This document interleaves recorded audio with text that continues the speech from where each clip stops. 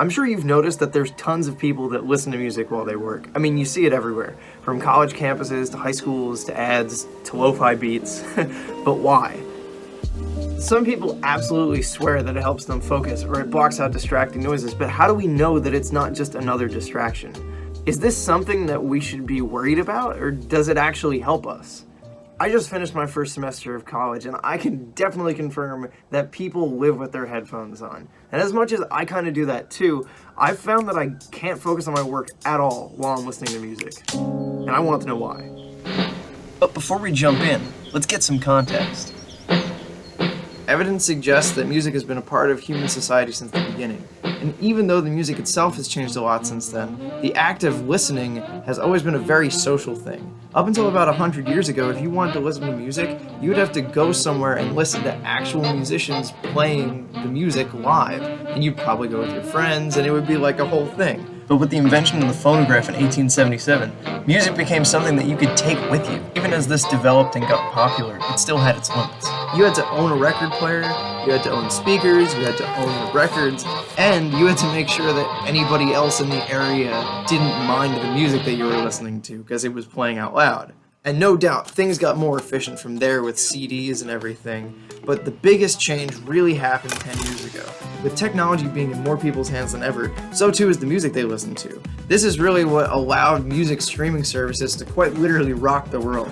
They've made the whole process incredibly personal, and they've made it so easy for you to listen to whatever you want, whenever you want. And with this ease of access comes a new type of listening that is generally more casual than it used to be. This casual music listening has only really been around in the past 10 years, so scientists actually haven't had enough time to fully understand it. That's why there's so much hearsay about the effects of music listening like this. I mean, we've all heard the misinformation. Some people say it's great for productivity, some people say it's terrible, but don't feel bad if you've been misinformed because Business Insider literally still hasn't made up its mind. You can do better than this. One thing that I've heard that makes a lot of sense though is that listening to music that doesn't have lyrics is generally better than listening to music with lyrics. And the reason for that is because on some level your brain has to be comprehending the words in the lyrics and the words in whatever you're working on. So you kind of get this like sensory overload thing going. So in that case, you should be totally fine listening to music that doesn't have lyrics, right? But I'm not. I can't do it no matter what I'm listening to. And at first I was like, is something just wrong with me?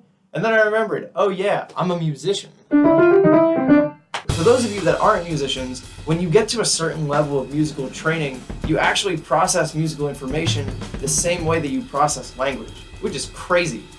Like for example, when a musician looks at a piece of music, they're not looking at each of the individual notes and saying, okay, this is A, this is B, this is C.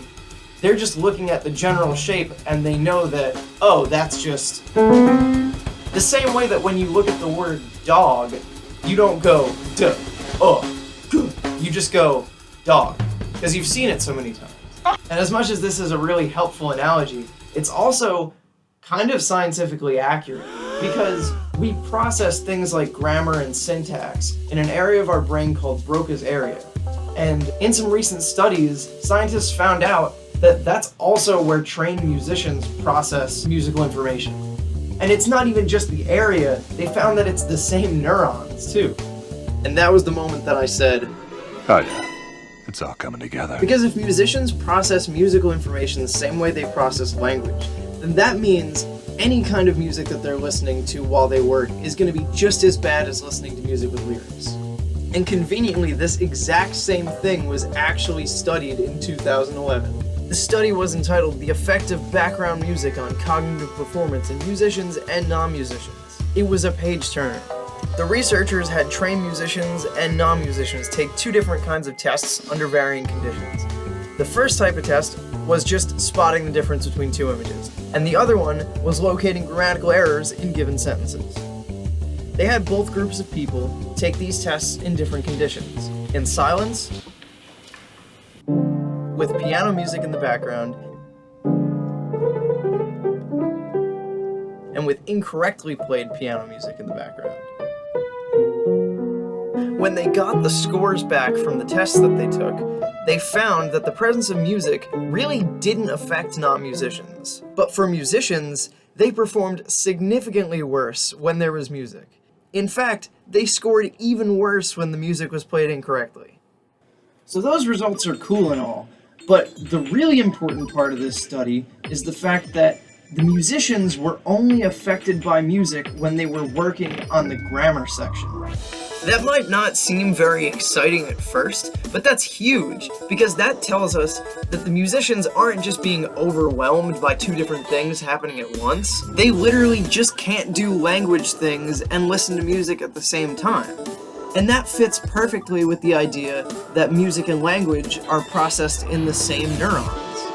If you're trying to use the same neurons to do similar work at the same time, you're going to get overloaded and you're going to have a hard time and your scores are going to decrease.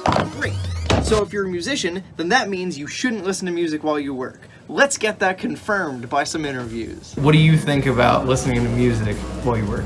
Well, I think as a musician it's harder because I have a tendency to listen to what's going on. It's just impossible. Like, I can't do it. You know, I start listening to music and then I get distracted from what I'm supposed to be doing, so it's just like a no-go. The more that I study music, the harder it is to actually study while doing music. I listen to music while I study, but as a musician, I can find it very easy to get lost in what I'm listening to. I feel like it helps me focus.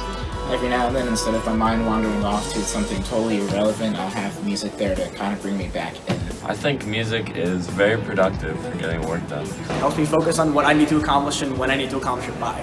Silence is just wrong to me. I guess it's not that simple. When it comes down to it, no matter what the science says, it's a personal choice. Some people have literally just been conditioned differently. Maybe you have a really easy time tuning out background music, and you kind of use it as a way of noise cancellation. Or maybe you found that studying with music helps you remember the text better, and it helps you get in the zone. Or you just want your headphones on so that people don't talk to you, and that's totally fine. As long as you're able to get that work done at your own pace, do whatever you gotta do. So should you listen to music while you work? If you're not a musician, yes, as long as there's no words. If you are a musician, no. It's complicated. Take this information however you want to, but I just think more music students should know about this super interesting relationship between our brain and music. And if for some reason you're as interested in this as I am, I've left links in the description to all of my sources. Have fun, there's a lot of pages.